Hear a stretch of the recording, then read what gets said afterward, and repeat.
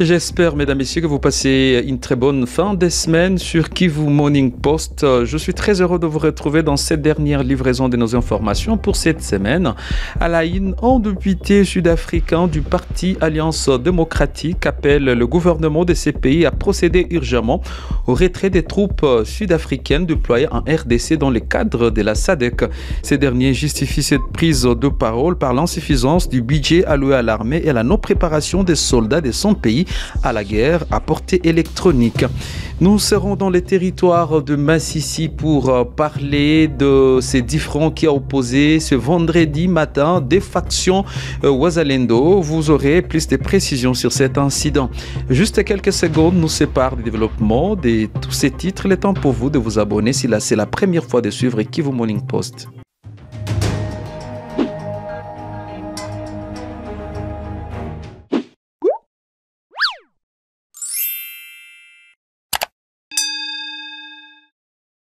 Je l'ai dit, le député sud-africain Chris Hattingh a récemment exprimé une prise de position ferme en appelant au retrait immédiat des troupes sud-africaines déployées en République démocratique du Congo dans le cadre de la SADC. Il justifie cet appel par plusieurs facteurs critiques, notamment l'insuffisance du budget alloué à l'armée, la préparation inadéquate des soldats sud-africains à la guerre moderne à portée électronique et l'absence de menaces directes pour l'Afrique du Sud.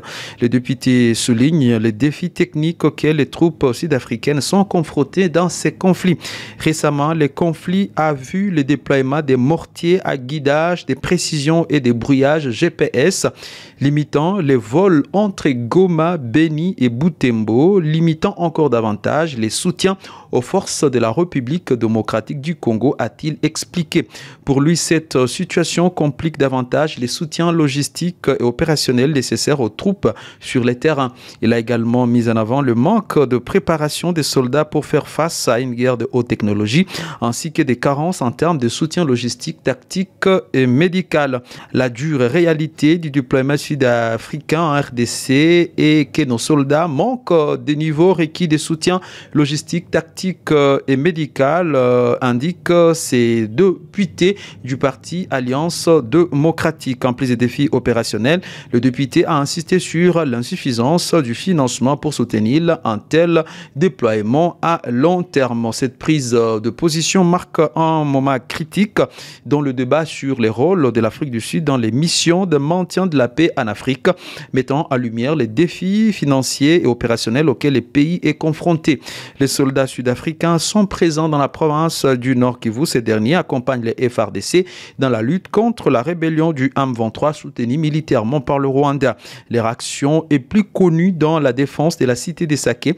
Depuis leur déploiement au mois de décembre dernier, au moins 4 soldats sud-africains ont perdu la vie dans de bombardements des rebelles contre leur position sans prendre en compte de nombreux blessés. De leur côté, les Sud-Africains ont déjà infligé de lourdes pertes à la rébellion du M23, surtout dans le village autour de l'agglomération des Saké. Nous poursuivons avec cette édition où au moins 4 civils ont été tués et des autres kidnappés dans une nouvelle attaque des ADF dans la partie est de la République démocratique du Congo, en province du Nord Kivu. L'attaque a eu lieu la nuit de jeudi à vendredi 19 juillet 2024 dans le village de Mayeba, en territoire de Lubero. Selon l'administrateur militaire de Lubero, au cours de cette incursion, 4 civils ont été tués, des kidnappés et des maisons incendiées. Il ajoute que plusieurs biens ont été emportés lors de cette incursion. Rappelons que cette attaque est la deuxième dans cette partie du territoire de Lubero après celle du mois de juin où 42 civils avaient été tués par les ADF à Maikengo. Partons dans la partie nord-est de la République démocratique du Congo où de membres de la communauté Lombi ont adressé au gouverneur de province de la Chopo un mémorandum dans lequel ils affirment qu'un groupe rebelle local s'est allié à celui de rebelles du M23 soutenu militairement par le Rwanda. Selon nos confrères de Radio France Internationale, les signataires de ces textes appellent à plus de présence de l'armée congolaise pour sécuriser leur territoire frontalier de Lubero dans le nord Kivu où sévit les M23. Il s'agit d'un groupe rebelle local dirigé par un général autoproclamé Chokoro et les rebelles du M23. En annexe du document des 2 pages, 116 personnes se réclamant de la communauté Lombi ont signé ces mémorandums. Awa Samongo Congo, 8e signataire sur la liste, a confirmé à RFI la proximité des miliciens du général Chokoro avec le rebelle du M23. Quittons la partie nord-est. Alors que la situation sécuritaire dans la ville de Goma devient de plus en plus préoccupante, certains acteurs de la société civile sortent de leur silence pour exiger plus d'action dans la protection des civils et leurs biens. C'est le cas de Christian Kalamo, président de la société civile de Karisimbi. Celui-ci déplore le fait qu'en dépit d'un grand nombre de militaires, le hors-la-loi continue d'opérer dans la ville comme s'ils étaient sur un espace conquis. Il invite les FARDC et les forces armées étrangères présentes dans la ville de Goma à l'union des forces. Suivez. Dans la ville de Goma. Je n'ai pas dit les policiers de la province de Kichanga parce que ce sont eux qui sont déployés dans les sites de déplacés. Mais les autres policiers de Rubaya, je ne sais pas, de Ruchuru, sont en train de faire quoi dans notre ville de Goma? Moi, je mérite parmi nos propositions que le gouverneur de province, le maire de la ville, ou avec notre bourgmestre, puissent se mettre ensemble pour voir comment est-ce qu'il faut aider ces policiers-là pour le renforcement de la sécurité dans notre commune de Karisimbi. Nous avons des blancs ici, les mercenaires. Mais ici, chers amis, je vais nous rappeler tous que nous sommes dans l'état d'urgence, d'où la sécurité bat record. Et c'est ici où résident ces blancs-là, militaires. C'est ici où résident les SADC. Mais comme nous sommes dans l'urgence de la sécurité, il faudrait que tout ce monde-là joue ou contribue à l'amélioration de la sécurité dans notre commune de Goma, parce qu'ils sont même dans notre commune de Goma, mais c'est des journalistes. Donc nous appelons toute personne de rejoindre notre armée, de rejoindre notre police pour l'amélioration de la sécurité de la population dans la commune de Karisimbi. Restons toujours à Goma. La société civile de Mugunga épouse les idées de la jeunesse de la ville pour demander aux responsables militaires du Nord Kivu de procéder de manière urgente au redéploiement sous d'autres cieux des militaires de l'unité connue sous les sobriquets des Satandés. Ils fondent leurs demandes sur les exactions devenues nombreuses et qui sont à la charge de cette unité. Chitambo Bienveni indique que ces militaires se rendent coupables d'actes d'insécurité et des violations flagrantes de droits humains. Il est devant la caméra de Kivu Morning Post. Nous venons d'enregistrer aux environs de 3 mois une affaire de 3 morts. Et avant leur existence, il n'y avait pas les morts de personnes, il n'y avait pas les morts de déplacés. Et ces militaires s'attardaient, ils sont habitués lorsqu'ils prennent l'alcool, ils viennent dans des sites de déplacés et pour tuer, je dis pour tuer et blesser les personnes déplacées et les intimider par leurs armes à feu. Effectivement, une fois qu'un jeune garçon s'attrape au même lieu que ces militaires, il utilise son arme pour l'intimider, ainsi que, si je viens de dire, il y a des tueries. Il y a une petite fillette de 10 ans qui a été tuée suite à l'observation qu'il a vu que sa maman était draguée par ces militaires. Une fois informé son père, ni son père était blessé au bras par balle. Ainsi qu'un garçon, Mouisha, aussi été tué par ces mêmes militaires, ainsi qu'une fille. L'intermédiaire de 3 mois, nous venons de perdre 3 personnes dans notre quartier Mugunga avec l'impudicité de ces militaires qui ne respectaient pas même les violations graves pendant la période de guerre que les 16-12 soulignent dans leurs conventions. Je l'ai annoncé au sommaire, une psychose généralisée a été observée ce vendredi 19 juillet 2024 à Boussihé, dans la localité de Kirumbu en territoire de Massissi. À la base, un différend entre deux factions Wazalendo lors du déploiement vers les lignes de front.